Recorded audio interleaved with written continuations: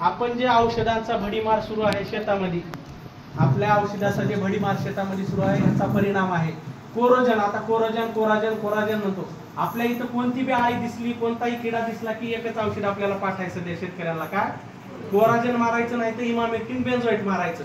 कोराजनचं माहित आहे का तुम्हाला? तुम्ही एकदा पिकावर फवारला कोराजन तर त्याचे जे अंश आहे त्या औषधाचा 30 दिवसापर्यंत त्या पिकामध्ये राहते. किती दिवसापर्यंत? 30 दिवसापर्यंत. आणि आपण कोराजन कशावर फवारतो? पालेभाज्या कुठल्या आहेत त्या तुम्हाला माहित आहे? कुठल्या पालेभाज्यावर फवारता? वांग्यावर तुम्ही फवारता, बरोबर आहे. कोबी आहे तुमची, टोमॅटोवर फवारता. मग मला सांगा, तुम्ही आता टोमॅटोवर थोडासा, आता टोमॅटो पिकायच्या स्टेजला आले, कोराजन मारलं, तुम्ही 30 दिवसाच्या आत ते टोमॅटो खायला घेता. कुठं चाललं ते विष? कुठं चालले ते औषध? तुमच्या खाण्यातून तुमच्या पोटात चाललंय. आणि ह्याच्यामुळे काय व्हायलाय तर कर्करोगाचं प्रमाण वाढत चाललंय. आता जागतिक आरोग्य संघटनेनं काय सांगलंय की भारताची स्थिती सांगतो मी तुम्हाला की 2030 पर्यंत भारतातल्या प्रत्येक घरामध्ये एक कॅन्सरचा पेशंट असण्याची शक्यता वर्तवलेली आहे. म्हणजे विचार करा की आज आपण, म्हणजे तुमच्या घरात असेल, माझ्या घरात असेल, की आपण इतकं विष प्राशन करालो सध्या भाजीपाल्याच्या ह्याच्यातून की लिमिटच्या बाहेर. प्रत्येक, जर मला सांगा एक पेशंट जर घरामध्ये कॅन्सरचा आला तर तुमचं किती लाखाचं नुकसान आहे सांगा मला ते. पैसा असला तर ठीक आहे. शेतकरी म्हणल्यावर आपली पैशाची हालत आपल्याला माहित आहे की आपल्याकडे पैसा किती असतंय. त्यात आता शासनाने योजना थोड्याफार दिल्यात म्हणून ठीक आहे, आपला इलाज होईल. पण कॅन्सर होण्याची वेळ येऊच का द्यायची? तर त्याच्याकडे आपण लक्ष का देऊ नये प्रत्येकाने? आता शेतकऱ्यांना आम्ही सांगतो नैसर्गिक शेतीचं महत्व सांगतो, हे सांगतो. आम्हाला मान्य आहे नैसर्गिक शेती लार्ज स्केलवर सध्याला पॉसिबल नाही. म्हणजे मी एक अधिकारी म्हणून किंवा शासनाचा प्रतिनिधी म्हणून सांगतो की आम्ही जे सांगतोय की तुम्हाला लार्ज स्केलवर नैसर्गिक शेती करा, तर त्याच्या मागे नका लागू. पण प्रत्येकाच्या घरी समजा 4 एकर शेती असेल तुमच्या, 1 एकर नका लोकांसाठी करू, स्वतःसाठी करा. स्वतःसाठी नैसर्गिक शेती 100% करा. कारण तुम्ही जर असं पालेभाज्या, आता हे जर केमिकल खात राहिलात ना तर आपलं आयुष्यमान तुम्हाला सांगतो आता 40-50च्या पुढे कोणी जगणार झाले. आधी 100चे लोक आहेत. आता गावातले आजोबांचं वय बघा, आता 85 असेल. आणि पूर्वज जे आपले भरपूर तुमच्या गावात बघा सिनियर सिटीजन जे आहेत 90-100 असे जगलेले आहेत. काय होतं ह्यांच्या खाण्यात? असं काय म्हणजे केमिकल नव्हतं, फक्त केमिकल नव्हतं. काय नव्हतं तर केमिकल नव्हतं. आणि आपल्या खाण्यामध्ये काय वाढलंय तर फक्त केमिकल वाढलं, एवढं ध्यानात ठेवा.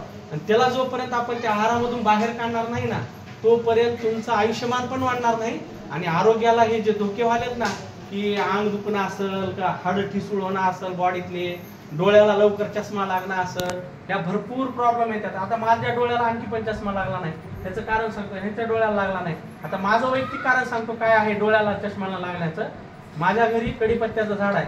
मला माहित नाही कशामुळे सवय लागली, पण मी 11वीला आजपासून मी आहे ना कडीपत्त्याच्या आहे ना पान आहे ना डायरेक्ट खात असतो 2. त्याच्यामध्ये कोणतं विटॅमिन असतं माहिती आहे का? ए विटॅमिन असतं. ए नावाचं विटॅमिन असतंय जे की डोळ्यासाठी आपल्याला सर्वात चांगलं असतंय. ते दुसरं कशातून भेटतंय तुम्हाला? गाजर आहे. गाजर आपण आणतो का मार्केटमधून? आपल्याला दिसतंय, पण कधीतरी आपण वर्षातून एखाद्या वेळेस खातो. ते तुमचं प्रत्येक, म्हणजे ज्या सीझन मध्ये जे अवेलेबिलिटी आहे ना तुम्हाला त्या गाजराची, तर ते आणा तुम्ही. फक्त कोबीची भाजी, आलूची भाजी, वांग्याची भाजी ह्या भाज्या टाळून द्या. आणि आता पावसाळा आहे, पावसाळ्यामध्ये तुम्हाला रानभाज्या सर्वत्र उपलब्ध असतात. प्रत्येकाच्या शेतामध्ये रानभाज्या उपलब्ध आहेत. म्हणजे एकच विनंती आहे की गोबीची भाजी जर इथं महिला आणत असतील तर प्लीज आणू नका.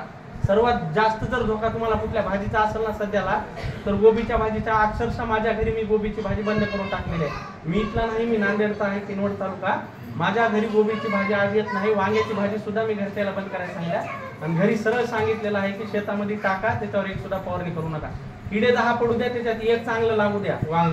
ते एका वांग्याची भाजी खा, पण बाकीच्या भाज्या आता बंद करून टाका. आणि हे स्ट्रिक्टली तुम्ही स्वतः फॉलो करा तुमच्या आयुष्यामध्ये. उत्पादन वगैरे हे सर्व आलं, पण तुम्ही जे उत्पादन काढताय ना ते तुम्हाला नाही पुरणार. एकदा तुमचं आयुष्य ढासळलं ना तर हे तुमचे 10 लाख 20 लाख कधी जातील ना पत्ता सुद्धा लागणार नाही. तर फक्त उत्पादन वाढवण्याच्या मागे लागू नका, ते तर चालत राहणार आहे. स्वतःच्या आरोग्याची वैयक्तिक काळजी घ्या. नैसर्गिक शेती मिशनचा लाभ घ्या. आपल्याकडे चांगलं, म्हणजे अक्षरशः सेंद्रिय शेतीसाठी राज्य पुरस्कृत व्यक्ती आपल्याकडे अवेलेबल आहेत. आपल्या तालुक्याचं भाग्य आहे खरं बघायला गेलं तर. म्हणजे अक्षरशः मी पहिल्यांदा ह्यांना भेटलो तर प्रत्येक जागी ह्यांचं म्हणजे ह्यांना मी भेटलो नव्हतो. मी लातूरला गेलो, तिथं मीटिंग मध्ये ह्यांचं नाव निघलं, लातूरच्या मीटिंग मध्ये, की देवणीचे एक शेतकरी आहेत.